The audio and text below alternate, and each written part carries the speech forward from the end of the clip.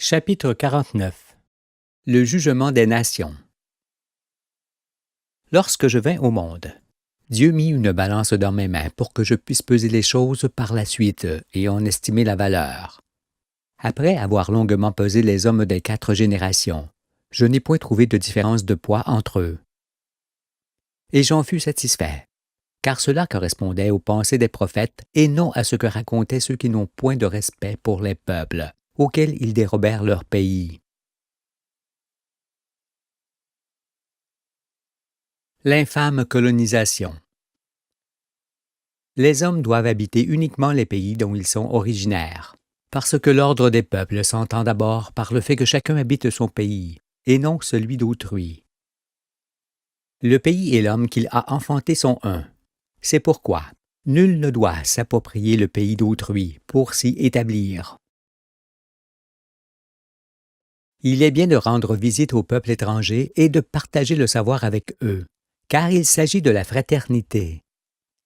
Mais dérober un pays en décimant ou en exterminant son peuple, comme le firent les conquérants, c'est commettre la plus grande infamie devant Dieu, qui a créé tous les hommes avec le même amour. C'est pourquoi il va éliminer impitoyablement ceux qui ont agi ainsi. Si quelqu'un tuait un homme et sa famille pour s'emparer de ses biens et de ses terres, auriez-vous le cœur d'aller habiter auprès de lui? Vous ne l'auriez pas et n'en feriez rien. C'est pourquoi ceux qui s'en allèrent, ou s'en vont encore, habiter les pays conquis par la force des armes, approuvent forcément les sacrilèges commis par leurs prédécesseurs, et disparaîtront avec eux. C'est ici la grande justice du ciel, car on n'établit pas sa demeure sur le sang des âmes innocentes, qui crie depuis la terre et dont les cris remontent jusqu'à l'Éternel. Sachez alors que ces nations impitoyables du soir du monde ne subsisteront pas, car elles se moquent du Père et de Jésus qui dit « Tu aimeras le Seigneur ton Dieu de tout ton cœur, de toute ton âme et de toute ta pensée. » C'est le premier et le plus grand commandement. Et voici le second, qui lui est semblable. Tu aimeras ton prochain comme toi-même. De ces 2 commandements dépendent toute la loi et les prophètes. Aimer Dieu et son prochain, c'est pratiquer les commandements de sa loi et fraterniser avec tous les hommes. Ce n'est point lui cracher au visage en s'asseyant sur les âmes de ses enfants que l'on tue.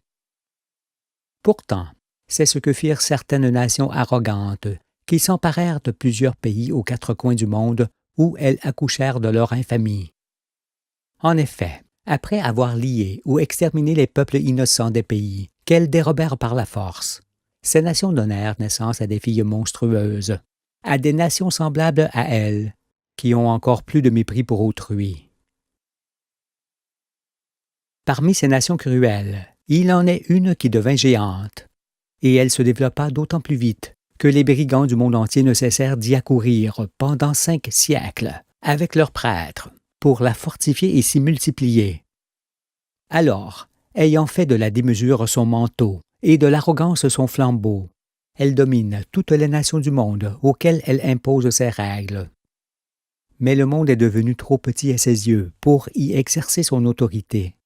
Alors, elle se tourne du côté des astres qu'elle espère bientôt coloniser. Pour asseoir leur suprématie, les dirigeants de cette nation arrogante et méprisante, qui se fait haïr par le reste du monde, veulent désormais paraître moraux et exemplaires, conseillant vivement, avec menace au besoin, à toutes les nations de marcher dans leur voie. Ils pensent pouvoir de cette manière régner éternellement sur le monde entier, car, de Rome et de ses infamies, cette nation est née. Cependant, dans le royaume qui arrive, on n'y trouve point sa trace. Elle a disparu du monde. Pareillement aux immigrants, les descendants des conquérants ne peuvent être légitimes dans les pays que leurs pères dérobèrent autrefois, car les siècles ne rendent pas légitimes les infamies commises par d'anciennes transgressions de la loi. Au contraire, ils ne font que les accroître, parce que le mensonge ancien ne peut devenir vérité en changeant de visage dans le temps. Pensez alors que pour entrer dans le royaume qui arrive, vous qui, pour une raison ou une autre, habitez un pays qui n'est point celui de vos racines. Vous devez vous tourner vers votre peuple et fuir dans votre pays originel avant la fin. Si vous n'agissez pas ainsi, vous périrez, car vous ne pourrez entrer dans l'assemblée. Ne restera vivant sur cette terre que le peuple que j'assemblerai en tout pays, et au milieu duquel aucun étranger ne pourra entrer. Entendez ce que je dis, car les nations coupables du désastre vont payer au double le prix du sang qu'elles ont versé. Dieu ne les oublie point, et leur rétribution leur sera rendue mesure par mesure, et au double de la mesure de ce qu'elles ont fait.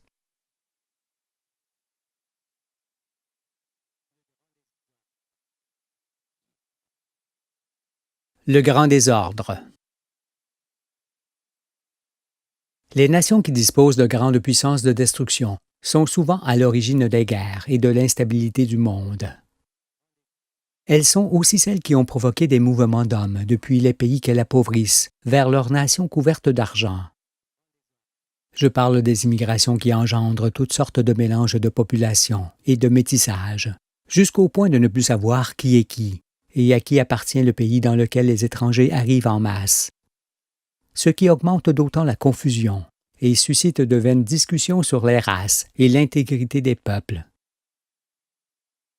Quiconque n'habite point son pays originel est doublement coupable, d'une part parce qu'il appauvrit son peuple par son absence, et d'autre part parce qu'il devient une gêne considérable dans le pays étranger, où il a établi sa demeure. Ce qui accroît toujours plus le malaise et le désastre créés par la surpopulation. Pour toutes ces raisons, Dieu dit qu'il rendra l'homme plus rare que l'or fin, plus rare que l'or d'Ophir. Pensez alors que le nombre d'hommes restants ne sera qu'un très petit nombre. En effet, pour ce grand jour de vengeance, il est écrit « Voici, le jour de l'Éternel arrive, jour cruel, jour de colère et d'ardente fureur, qui réduira la terre en solitude et en exterminera les pécheurs. Car les étoiles des cieux et leurs astres ne feront plus briller leur lumière. Le soleil s'obscurcira dès son lever, et la lune ne fera plus luire sa clarté. Je punirai le monde pour sa malice, et les méchants pour leur iniquité. Je ferai cesser l'orgueil des hautains, et j'abattrai l'arrogance des tyrans. Je rendrai les hommes plus rares que l'or fin, je les rendrai plus rares que l'or d'Ophir. C'est pourquoi j'ébranlerai les cieux, et la terre sera secouée sur sa base. Par la colère de l'Éternel des armées, au jour de son ardente fureur. Alors, comme une gazelle effarouchée, comme un troupeau sans berger, chacun se tournera vers son peuple, chacun fuira vers son pays. Tous ceux qu'on trouvera seront percés, et tous ceux qu'on saisira tomberont par l'épée. Leurs enfants seront écrasés sous leurs yeux, leurs maisons seront pillées et leurs femmes violées.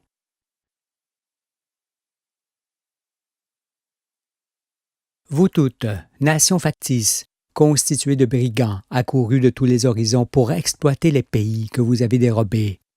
Oui, vous qui n'êtes que des imitations du véritable et des nations sans racines, vous venez prendre acte de votre châtiment. Vous n'y échapperez pas, car, que vous soyez d'Occident ou d'Orient, du Septentrion ou du Midi, ce qui est écrit et s'accomplira, lors même que vous ne le voudriez pas. Aujourd'hui, ceux qui règnent dans ces nations dominatrices auront besoin de s'appuyer sur les rochers pour rester debout devant la colère de Dieu, d'autant qu'ils ne sont que des pleutres sans courage qui recherchent la puissance des armes pour combler leur faiblesse spirituelle. C'est pourquoi ces quelques nations insolentes qui font ostension de leur suprématie sont en aversion à l'Éternel, qui est ce qui est élevé. Elles sont aussi le malaise et la honte de l'humanité, car elles haranguent les petits peuples pour se faire entendre, les oppriment pour mieux régner, accroissent leur armement pour les faire trembler et organisent souvent des tueries sur eux, qu'elles appellent guerre pour asseoir leur suprématie.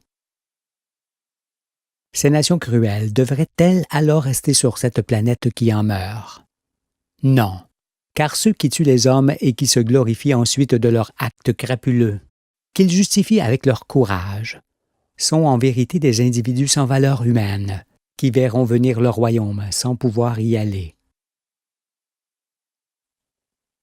Seuls les réfugiés sont acceptables pendant un temps, durant lequel ils reprennent des forces pour relever leur peuple en péril. Mais s'ils abandonnent les leurs, sous le prétexte qu'il est difficile de vivre dans leur pays, sur lequel les brigands ont mis la main de force, ils ne sont pas glorieux, ils n'ont pas la face des héros. S'ils ne retournent pas également chez eux avant la fin, mais restent dans le pays qui leur a ouvert ses portes pour les secourir, alors ils attraperont la face des conquérants et subiront leur châtiment, le pire qui puisse être donné. Le principe des formations a montré que la créature végétale, animale ou humaine est forcément la juste réponse du milieu originel duquel elle sort. En conséquence, toute immigration ou transplantation ne peut être qu'une profanation des lieux, par introduction de corps étrangers dans ces lieux. Une forêt est légitime et souveraine, la même où elle se trouve depuis les commencements, et rien d'autre ne peut ni ne doit régner à sa place. Il en est de même pour les peuples du monde entier, que rien ni personne ne doit déranger. En raison de cela, on voit que les conquérants ne doivent nullement habiter un pays qui n'est pas celui de leur origine, d'autant qu'ils ont forcément le visage des traîtres et des meurtriers. Des traîtres, parce qu'ils abandonnent leur famille et leur peuple, et des meurtriers, parce qu'ils tuèrent parfois les hommes et les bêtes pour prendre possession de leur pays, qu'ils convoitaient. Lorsqu'on agit de la sorte, peut-on être digne de Dieu et aimer son prochain comme soi-même? A-t-on le droit de clamer partout dans le monde son amour pour les œuvres de l'Éternel? Moi, je vous dis qu'on ne peut faire fi des peuples et de Dieu, qu'en étant de la pire espèce. C'est pourquoi la destruction des conquérants et des colonisateurs que Dieu va opérer, ainsi que celle des nations desquelles sortirent ces êtres d'une bassesse extrême, n'est que justice et exécution du décret.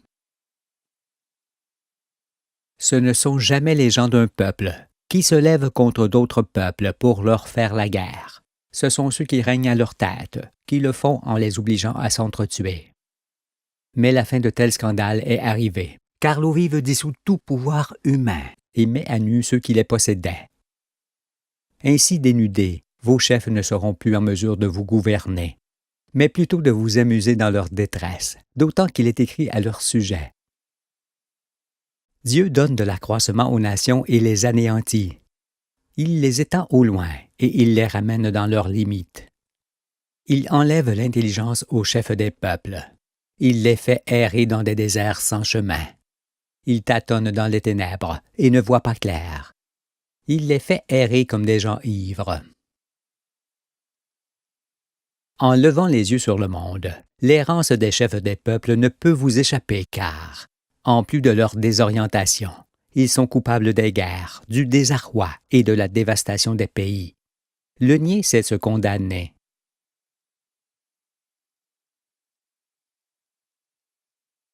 Les droits de chacun.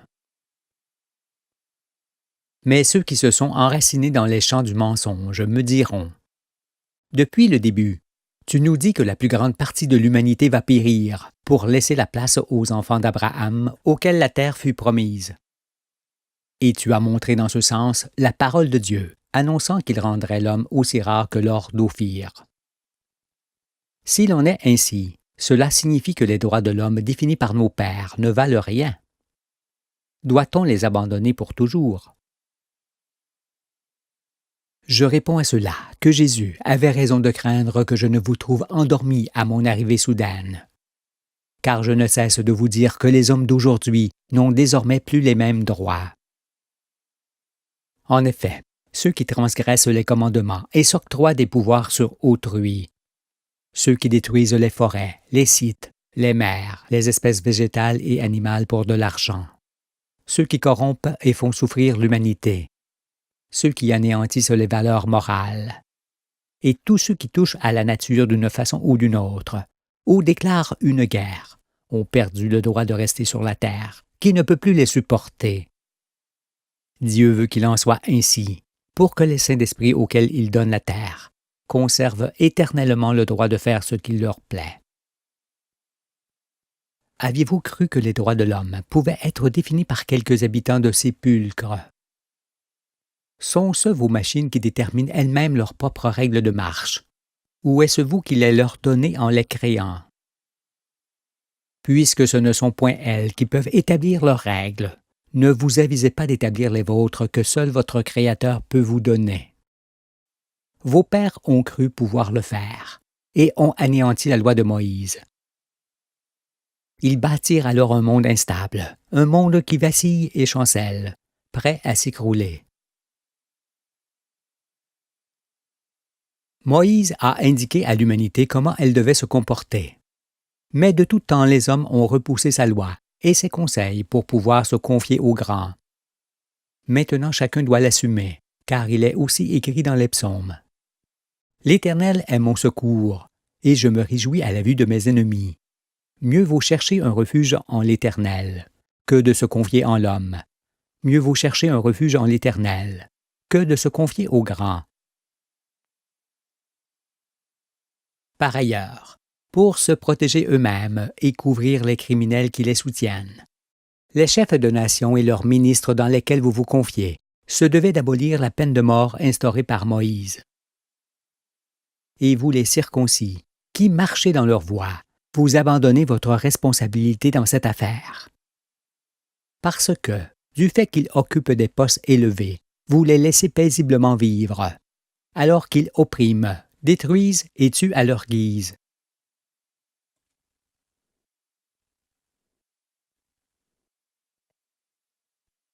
Le redressement des peuples.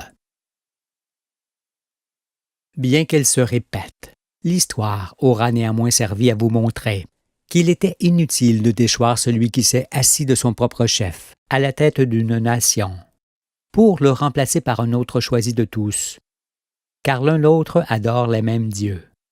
L'argent, le pouvoir, la domination et la gloire. Ivres de vanité et dépourvus de lumière, de tels individus n'apportent point la délivrance, mais ce qui rend l'homme esclave et inapte à connaître la vérité. Ce n'était donc nullement avec des discours ni avec des rébellions contre ceux qui gouvernent que l'on pouvait mettre fin à leur scandale et à leur infamie, mais seulement en les abandonnant jusqu'à ce qu'ils disparaissent.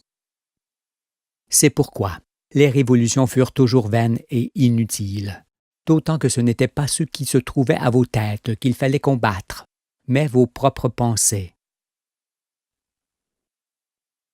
N'est-ce point ce que montre Samuel?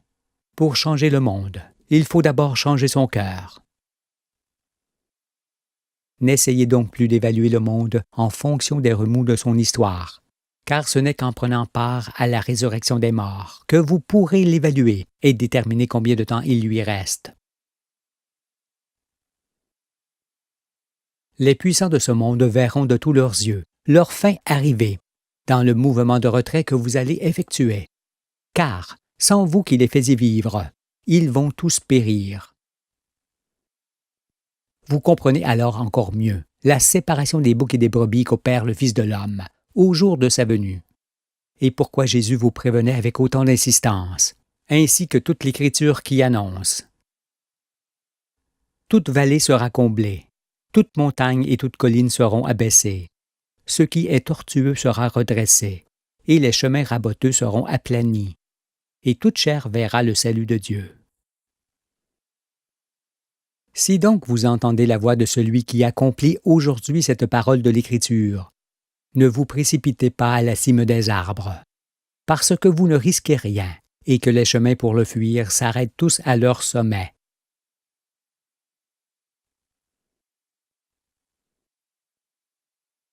Vous auriez dû vous fermer à ceux qui gouvernent et écouter Jésus, qui vous demandait de vous aimer les uns les autres. Mais tu n'as pas voulu l'entendre, toi, la 4e génération, qui tua plus de 200 millions d'hommes en moins d'un demi-millénaire. Tu as maculé ta robe de tes souillures. Tu as oppressé ceux qui n'ont pas pu te résister. Maintenant a lieu ton châtiment. Maintenant tu n'imposeras plus tes lois, ni ta volonté dans le monde des vivants.